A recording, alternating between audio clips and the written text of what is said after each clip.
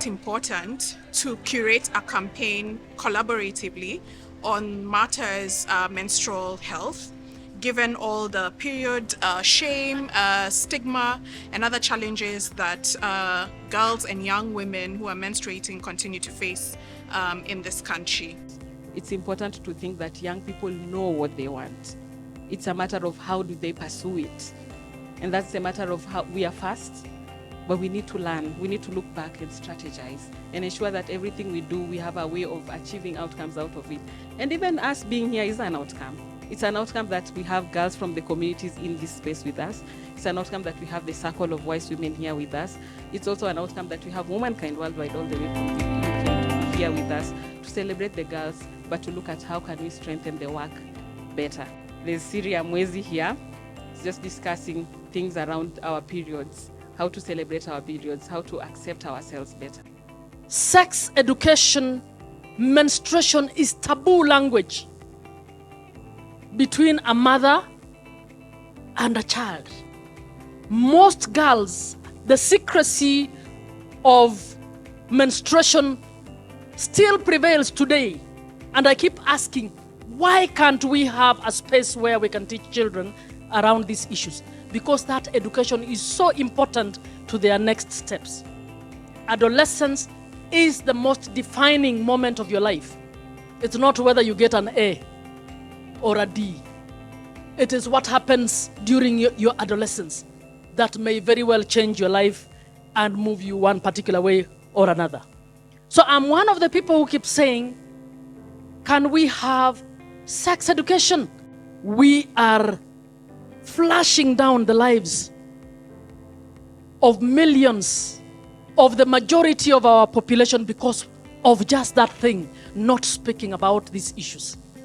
I'm glad you're coming up with a book on menstruation. But I want to say that it's much bigger than menstruation. That's a good start. So beyond giving girls pads, we need to advocate for a policy that can actually get them their issues being addressed in policy. I think the experience of developing Syria Mwezi comic was quite exhilarating for the team, and it goes a long way to show how when you have collective action and collective movement, we can be able to push, the agenda further. The campaign has been awesome. There's a lot of stigma and shaming around periods, but this is just the first step towards adolescent health and well-being. So we are happy about the launch. We're happy that there's a space to have conversations on menstrual health management and stigma.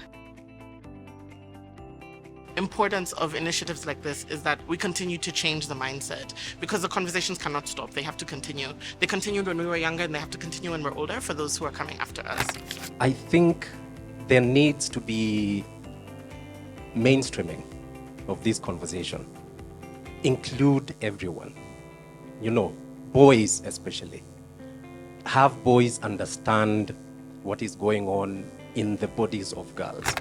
This morning, the testimony of those young girls and the way I'm understanding the unfolding of this event, I think the 21st century has the opportunity to transform the world for good. Because the women are no longer going to be silent.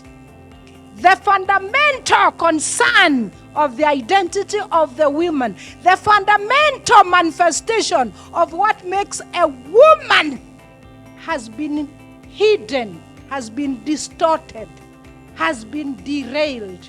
And today you are saying we no longer can be shy of it. I felt like going to hug those young girls when they say they are not ashamed.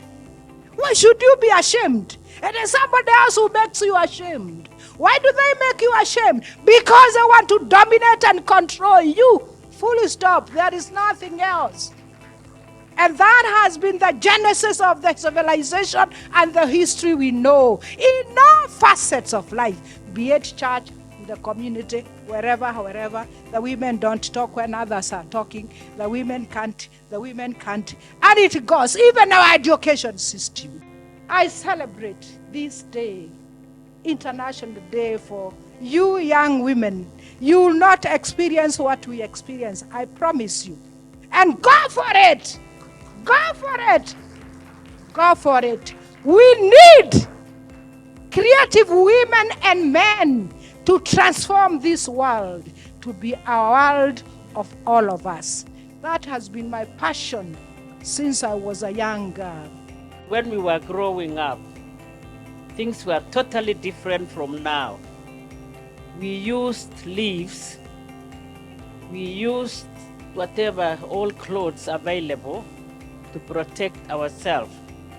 I want to tell you that life is good and life has to be nurtured and protected. And life is, to the woman, is still to be kept secret because you are the one bringing life to the world. Don't make it so exposed. Do the right things at the right time for yourself to save nature. And therefore, Polycom, I say you've started a bombshell. You are going to go places. Follow what Senator Muma said. Get into the curriculum. Get into making it a big international organization and work with the other women of like-minded, because this is a great moment. Also, as she has mentioned about insurance and so on, we are not nowhere, no mention. What about Mama Mboka, who doesn't have a cover? What happens to them? And we are getting enlightened. We are seeing things in a different global system. And therefore, we need to be there also. And therefore, strategize well. We will give you the support that is necessary. So what I'm seeing here is that International Day of the Child is also there. You need to advocate and look for the right policies at the right time. You have people, you have connections now that you have Senator Muma. Get some of these things to be legislated so that you are able to move very fast. Whenever I go out, they ask me, where is my maendeleo ya wanawake? I said, I don't know, I didn't take it home, I'm on retirement. But now there is Polycom. The campaign has presented an opportunity for us to showcase the plight of girls and how girls experience their periods for the first time. So it follows a story of a girl and her experiencing her period for the first time, and how the teacher, the community, and the environment around her is like when she's experiencing her periods. So the comic book is just an illustration to simplify this information for even adolescents to understand what's happening so that it's palatable and contextual for them. The issue and discussions around gender equality have been going on for years, as we saw in the room.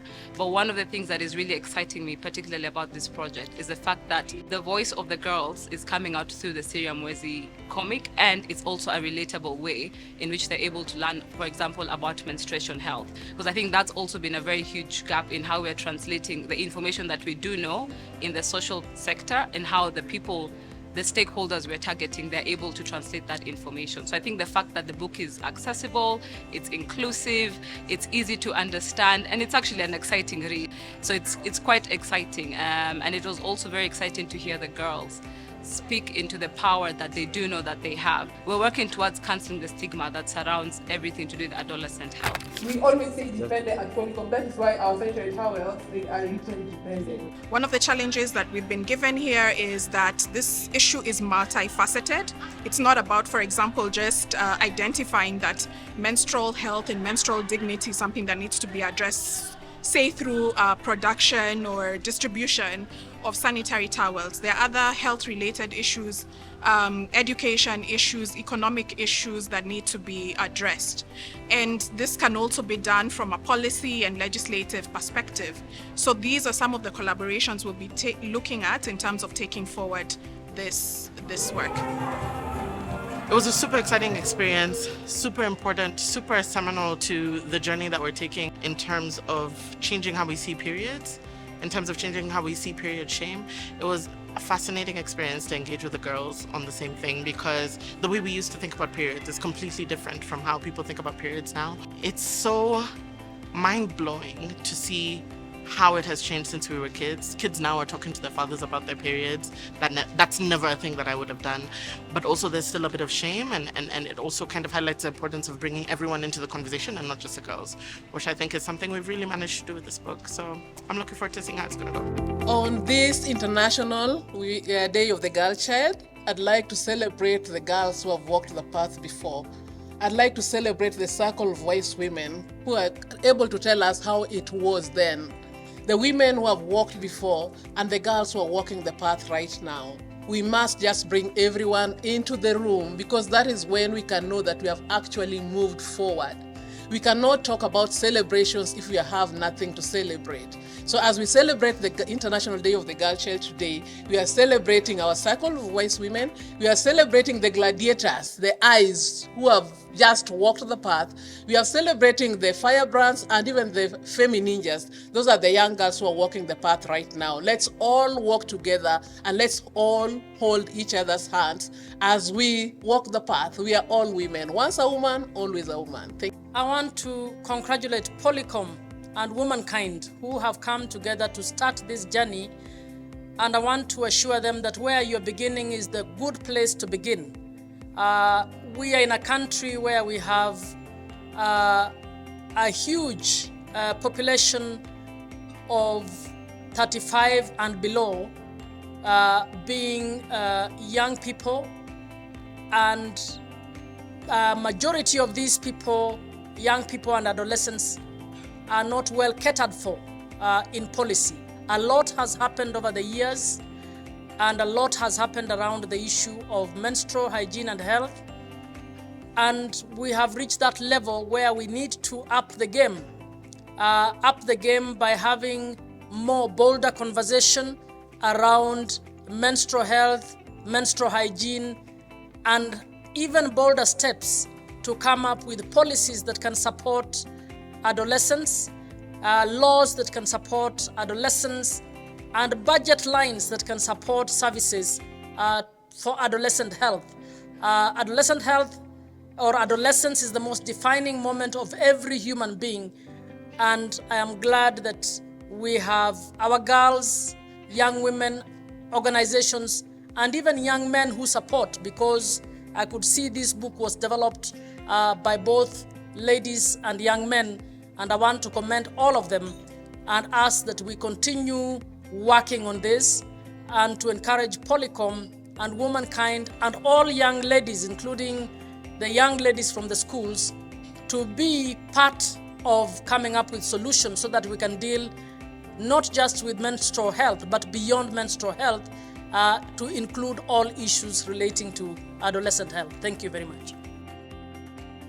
It's been amazing conversations across generations of girls and women, and these have been enriching and very empowering. And for me, my hope is that we will not stop here, that don't stop with this very fantastic event that we've had here, but that we'll be able to carry on this work, not just as Womankind Worldwide and Polycom Girls, but also in terms of bringing other stakeholders and allies to the table, including our legislators. My vision for 2.0, of course, is that there's far reach to the comic book, and that it's able to reach a lot more girls, either in school or in the community, but also that we're able to think how we also break the stigma around the people who are supposed to be the quote-unquote carers or gatekeepers for the girls. So it's the teachers, the parents, all the people in society who necessarily would have the stigma around menstruation health, depending on how they were taught about menstruation health, or not even having the information access. So I think how we're able to ensure the ecosystem is working for the girls, to ensure that there's no harm, as I said earlier, there's no silence, and there's no stigma, period. What I foresee for my period campaign is that it will grow beyond periods. I foresee a future where there will be legislation in relation to adolescent health and well-being. There's more to menstrual health, hygiene management and well-being. There's periods, there's fibroids, there's a lot more that happens, UTI, which are some of the components that we experience in the contents that we collect in the talking boxes. But this is just a drop in the ocean in relation to the work that needs to get done. So considering this is a first step, my periods campaign needs to grow beyond, and we are here for that journey. We'll support it, we'll push for policy, and we'll work with the senators and policymakers to just ensure that we have policy around adolescent health and well-being, even their recognition within the hospitals.